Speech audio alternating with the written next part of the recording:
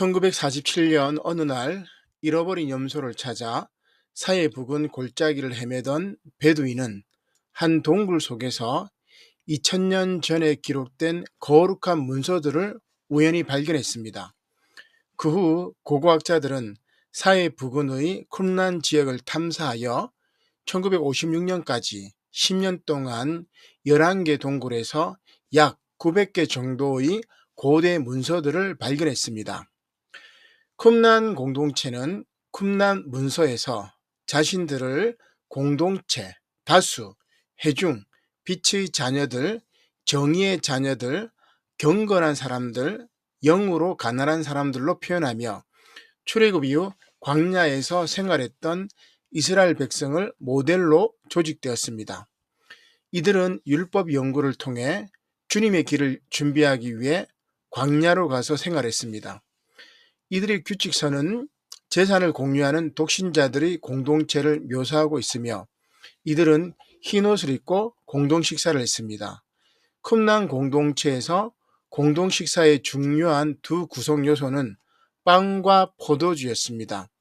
또한 이들은 정기적으로 정결례를 위한 침수 예식을 거행했습니다. 이러한 예식을 통해 자신들의 정결과 거룩함을 유지했던 것입니다. 아무튼 1947년 쿰란 공동체 발굴 이전의 신학 연구가 유대적 배경 아래에서 이루어졌다면 공동체 발굴 이후 20세기 전반기의 연구는 헬라적 배경에 주목했습니다.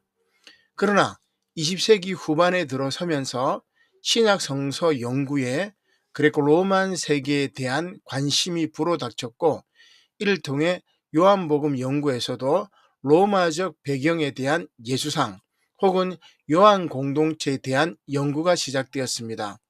백남준식으로 이야기하면 새로운 미디어가 등장한 것입니다. 가령 미국의 성서학자 데이비드 컨스버거와 리처드 캐시디 그리고 네덜란드의 성서학자 세프 판 틸보르흐 등을 들 수 있습니다.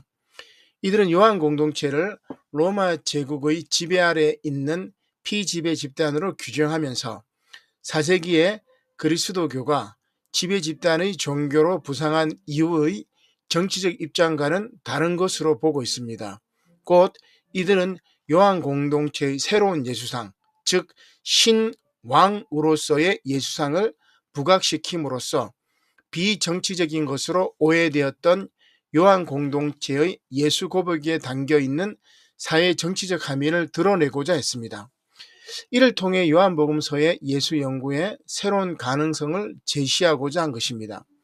먼저 랜스버거는 요한 문헌의 신앙과 해방 공동체에서 1세기 말 유대인과 그리스도인들이 처한 정치적 상황의 빛에서 요한복음서의 예수를 이해하고자 했습니다.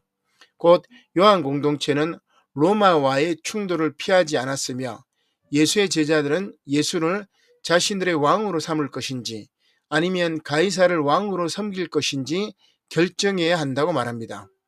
캐시디는 새로운 관점에서 본 요한복음, 기독론과 로마 권력의 현실에서 역사에 대한 신앙적 충성과 로마 제국 간의 갈등에 관심을 기울이며 그리스도인에 대한 로마의 박해를 주목합니다. 곧 요한복음에서 예수를 호칭하는 세상의 구주나 주와 하나님이라는 칭호는 원래 로마 황제를 칭하는 표현이었는데 요한복음은 이를 예수의 칭호로 바꾸어 사용함으로써 로마 황제와 예수를 비교하고 예수의 우위를 말하고 있는 것이라고 봅니다. 틸보르흐는 에베소에서 요한복음을 읽다에서 에베소의 다양한 사회적 정황들을 재구성하여 에베소가 요한복음의 배경으로서 적합성을 가진다는 것을 보여주고자 했습니다. 특히 그는 에베소에서 황제에게 사용되었던 칭호와 요한복음서에서 예수에게 사용되었던 칭호들을 비교함으로써 요한복음의 예수 고백이 로마 제국의 황제 숭배 담론과 긴장 관계를 형성하고 있음을 드러내고자 했습니다. 이렇게 로마 제국이 자신들의 황제를 신이며 왕으로 숭배했다면 유대인들은 신으로서는 야훼 하나님을, 왕으로서는 로마 황제를 지지했습니다. 반면 요한 공동체는 자신들의 신앙의 대상인 예수를 신이며 왕으로 고백했습니다. 여기에서 우리는 로마 제국과 요한 공동체가 모두 신왕 일치 사상을 주장하고 있음을 알 수 있습니다. 로마 제국은 황제를, 요한 공동체는 예수를 각각 신왕으로 숭배하고 있는 것입니다.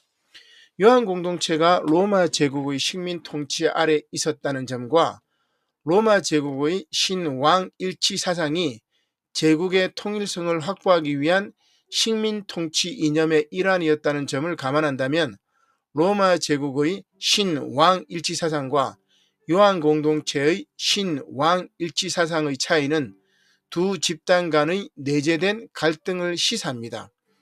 이렇게 요한 공동체는 자신들의 삶과 신앙의 중추인 예수를 신왕으로 고백함으로써 로마 제국의 식민 통치 이념이었던 신왕 일치 사상에 대한 저항 의지를 분명히 드러내고 있습니다. 신임의 왕으로 모사되고 있는 요한 공동체의 예수상 그 자체가 바로 로마 황제가 아닌 다른 신왕에 대한 인정이자 숭배라는 점에서 로마 제국에 대한 저항적 의미를 갖는다고 볼 수 있습니다. 따라서 요한 공동체는 자신들의 신앙과 실존을 위협하는 절대 권력의 상징, 곧 로마 제국의 신왕 황제에 대항하여 이보다 우월한 신왕 예수를 고백했습니다. 이를 통해 자신들의 신앙의 정당성을 확보하고 그들이 당면한 죽음의 위협을 초국할 수 있는 사회적 세계를 만들어내고 있었던 것입니다. 사실 로마의 평화는 미덕의 제의를 통해 신격화되어 숭배되었고 로마 황제를 상징하는 한 덕목으로 간주되었습니다. 시오노 나나미는 로마인 이야기에서 인류 최초이자 마지막 보편 제국이었던 로마 제국이 문화의 차이와 종교의 차이를 모두 감싸 안고 다양성을 인정했다고 말합니다. 정복자와 피정복자의 구분도 없었고 황제도 속국에서 나올 정도였다는 것입니다. 그래서 그는 지금의 인류가 로마인만 같았으면 종교 분쟁이나 문화 차이로 인한 전쟁을 할 필요가 없었을 것이라고 말합니다. 그러나 로마에 대한 부정적인 이미지는 유감스럽게도 기독교 때문이라고 말합니다. 인간 행동 원리의 규범을 종교에서 찾은 유대인, 철학에서 찾은 그리스인, 법률에서 찾은 로마인이라는 대비처럼 법은 신앙을 갖지 않아도 같은 지적 수준이 아니어도 지키며 함께 살아갈 수 있게 한다는 것입니다. 아무튼 이러한 로마의 평화는 외면적으로는 생명과 안전을 보장하는 것처럼 보입니다.